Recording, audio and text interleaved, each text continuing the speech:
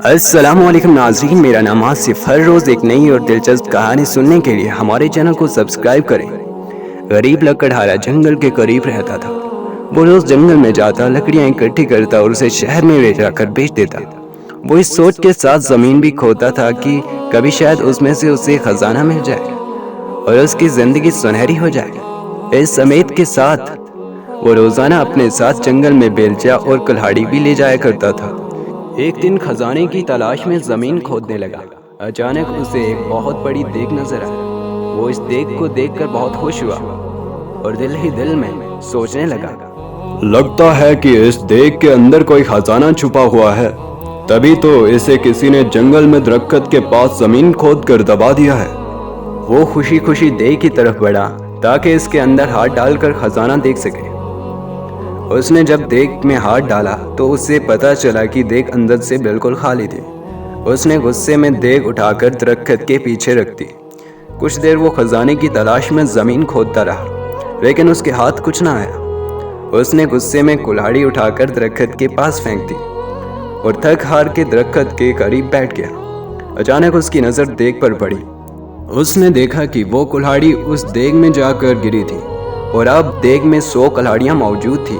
وہ ان کلہاڑیوں کو دیکھ کر بہت حیران ہوا۔ ساتھ ہی ساتھ اسے یہ بھی سمجھ میں آ گیا کہ یہ دیگ کوئی عام سی دیگ نہیں ہے، بلکہ یہ کوئی جادوئی دیگ ہے۔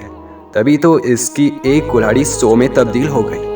وہ خوشی خوشی اس دیگ کو اٹھا کر گھر لے آیا۔ لکڑہارے نے اس دیگ کو ایک کمرے میں چھپا دیا۔ رات کے وقت اس نے جادوئی دیگ کو دوبارہ آزمانا چاہا۔ اس میں آم ڈالا۔ تھوڑی دیر بعد اس نے دیکھا تو دیگ میں 100 آم موجود تھے۔ اب تو اس کا یقین پختہ ہو گیا، یہ کوئی واقعی جادوئی دیگ ہے۔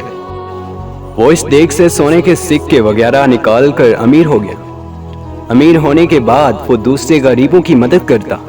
اس کے پاس اگر کوئی غریب شخص آتا تو وہ کبھی بھی اسے خالی ہاتھ نہ لوٹاتا۔ یہی وجہ ہے کہ وہ ملک بھر میں اپنی سخاوت کی وجہ سے مشہور ہو گیا۔ اس کا اچانک امیر ہو جانے سے اور جادوئی دیگ کی کہانی ہر جگہ پھیل گئی۔ اس ملک کے بادشاہ کے پاس بھی اس جادوئی دیگ کی خبر پہنچی۔ بادشاہ بہت لالچی تھا، اس کے پاس اپنے بہت سارا خزانہ موجود تھا۔ اس کے باوجود اسے مزید خزانے کی ہوس تھی۔ اس نے سوچا کہ یہ دیگ اگر اسے مل جائے تو اس کے خزانے میں مزید اضافہ ہو جائے گا۔ اس سوچ کے ساتھ بادشاہ نے حکم دیا کہ لکڑہارے اور اس کی دیگ کو محل میں لایا جائے۔ خادم گئے اور بادشاہ کے حکم کی تعمیل کی اور لکڑہارے کو دیگ سمیت پکڑ کر محل میں لایا۔ لکڑہارے سے بادشاہ نے وہ دیگ لے لی اور اس کے منع کرنے کے باوجود بادشاہ نے اس کی کوئی نہ سنی۔ اچانک بادشاہ اپنے قدم نہ سنبھال سکا اور اس کے پاؤں دیگ میں جا پڑے۔ اب جادوئی دیگ کی وجہ سے 100 بادشاہ نکل آئے۔ ایک جیسے 100 بادشاہ میں ایک اصلی بادشاہ تھا، باقی جادوئی تھے۔ وہ سب دیگ کے لالچ میں ایک دوسرے سے لڑنے لگے۔ یہی وجہ تھی کہ سب نے ایک دوسرے کو جادوئی دیگ کی لالچ میں قتل کر دیا۔ یہ لالچ کی وجہ سے اصلی بادشاہ خود بھی زندہ نہ رہ سکا۔ لکڑہارے نے خاموشی سے اپنی جادوئی دیگ اٹھائی اور اسے لے کر اپنے گھر چل دیا۔ پیارے بچوں، لالچ کرنا بری بات ہوتی ہے۔ اگر کسی کے پاس آپ سے زیادہ اچھی چیز موجود ہے تو آپ اسے حسد نہ کریں، بلکہ جو کچھ آپ کے پاس موجود ہے اس پر اللہ تعالیٰ کا شکر ادا کریں۔ اور اسی طرح ہر روز ایک نئی اور سچی کہانی سننے کے لیے ہمارے چینل کو سبسکرائب کریں۔ تب تک کے لیے اللہ حافظ۔